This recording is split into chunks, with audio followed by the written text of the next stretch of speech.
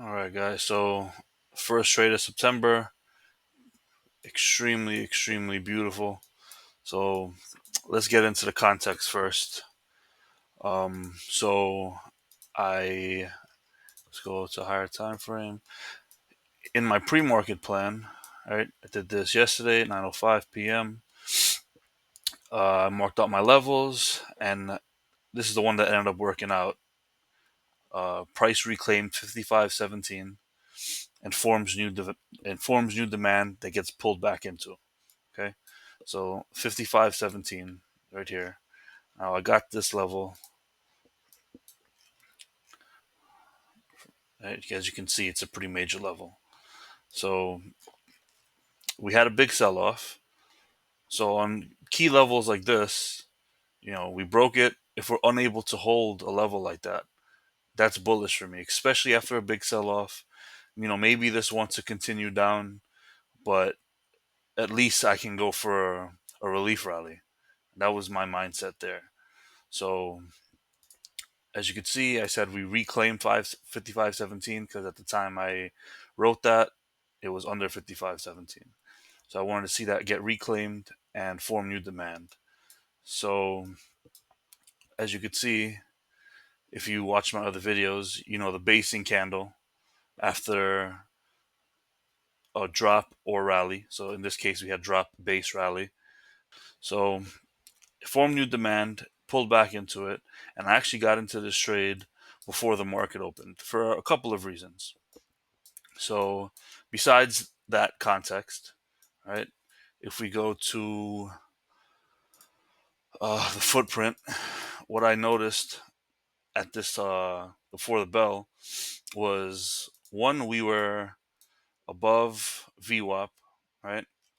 Reclaimed this level, and there's another video I mentioned on the 15-minute chart, the 16 EMA. Okay, 16 EMA doesn't always work well when the market is ranging, but in a trending environment, it works really well if paired with the right context. So in this area here, okay, we were above the EMA, above VWAP, and I was seeing a lot of market sells in this area here. Okay, a lot of selling was taking place here, and the market was barely going down. So, in my mind, that is showing me that there's a buyer absorbing these sellers. Okay, right before market open, I got into that. Another thing I noticed was this pre-market low break. Right, so on the 5-minute chart, this area right here on the footprint. Okay, a lot more volume was on that candle that broke pre-market low, the first pre-market low. Okay, right here. So let's mark that.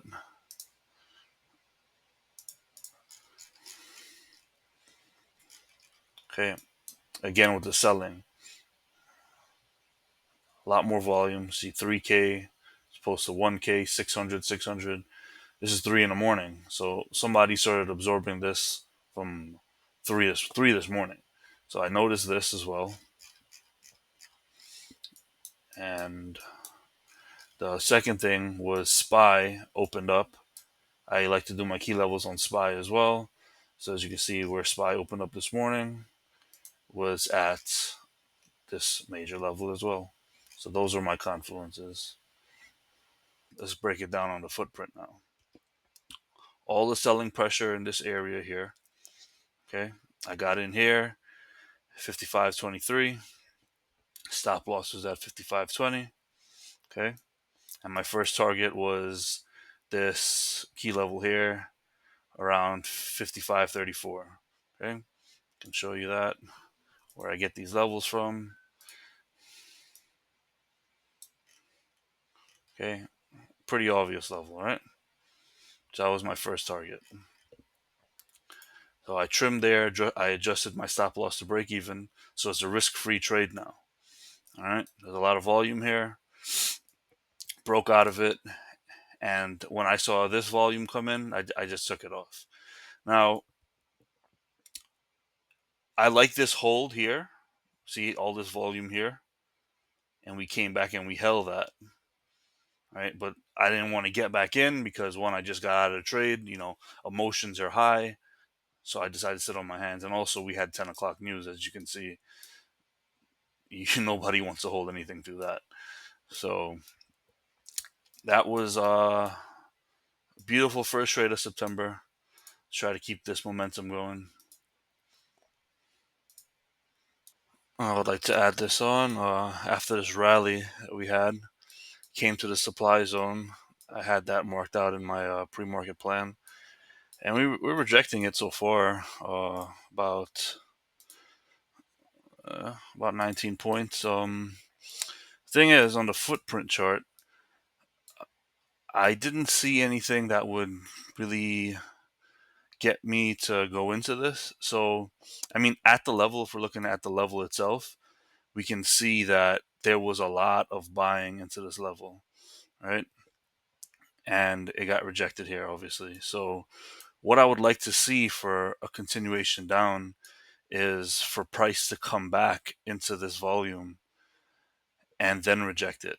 I would be more comfortable taking a reversal play, with that type of context. But, you can't get them all. As you can see, this came and rejected it to the tick. You know, it wasn't even significant volume. So that's just how the market is. Very unpredictable at times. So who knows? Maybe we do pop back up and test some of this volume. If not, who knows? Maybe we could even bounce back here and continue this rally. But this was a odd setup. I wouldn't have entered that.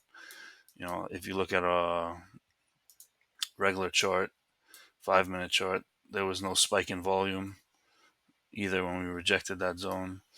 Now this supply zone was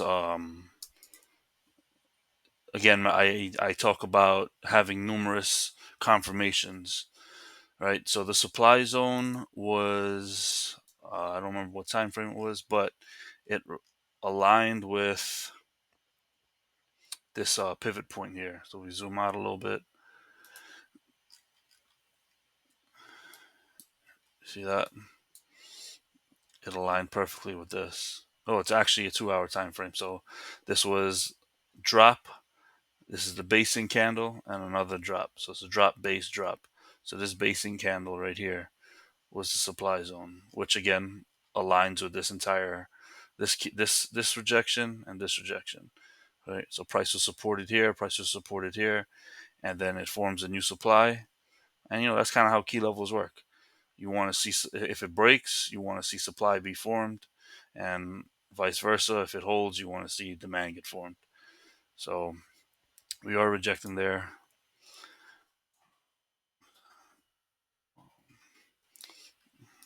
We have some from this 10 o'clock news. This went completely crazy. So I expect when we come to this area, could probably get a bounce somewhere here. But the area is too wide for me to even be looking at it.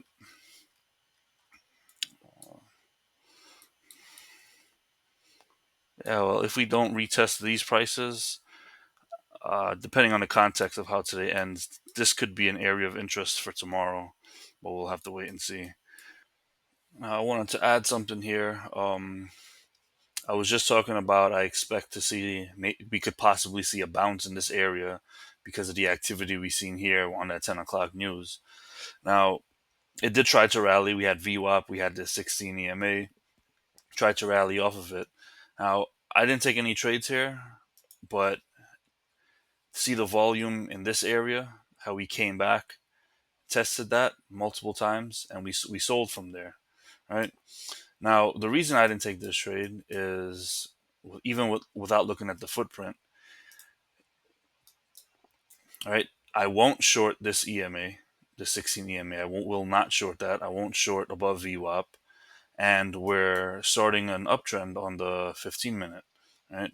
Even if we were to pull a fib from the last low to the high, see that we're right at the 50%, and we're trying to hold that. We just recently broke through it, but it just goes to show you why we have to use context too. If you've been watching my videos, you've seen that I've taken a few of these trades already, where we pull back into volume, and that's where I'll make my entries. In this case, yeah, it still worked for a few points, but look at the chop. If I got in here, if it happened here too, you know, it's just choppy. So that's why we have to learn to trade high probability areas and try to avoid this chop. Okay. Now, guys, if you're learning anything, subscribe. I'll be doing videos like this every single day. Don't miss out. If you have any questions, leave a comment. Thanks for watching.